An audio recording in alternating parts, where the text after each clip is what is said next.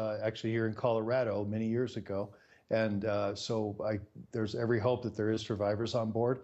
And so let's keep our hopes up about that. You know, she mentioned the concerns over the the ability of rescuers in that region.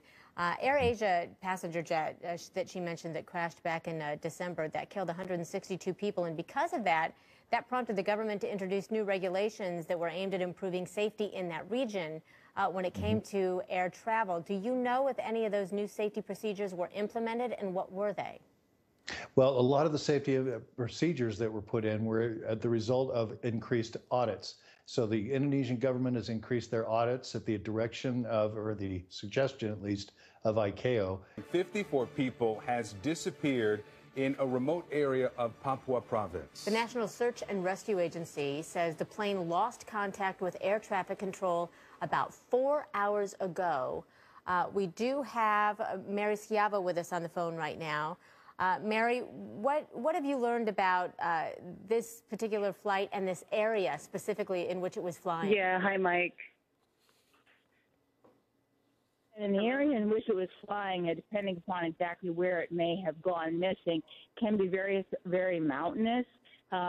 It's a remote stretch of islands just north of Australia, to the west of Oceania. It's part of the island chain in the area of Indonesia.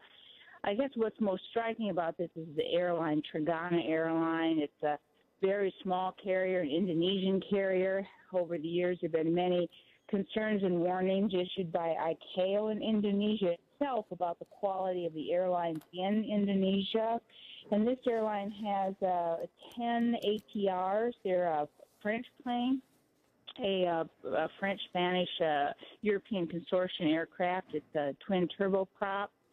And then they also have about 10 Boeing 737s, but very small airline, just usually a regional Indonesian carrier. So could be lots of things. It could be the carrier hasn't reported in and had to put down somewhere other than its destination. They haven't reported in some remote area, or it could be in the mountains somewhere. So there's lots of possibilities at this point. All right, Mary Schiavos, our aviation analyst, stand by for us. We have with us, again, with 54 people on board. Kathy, what are you learning?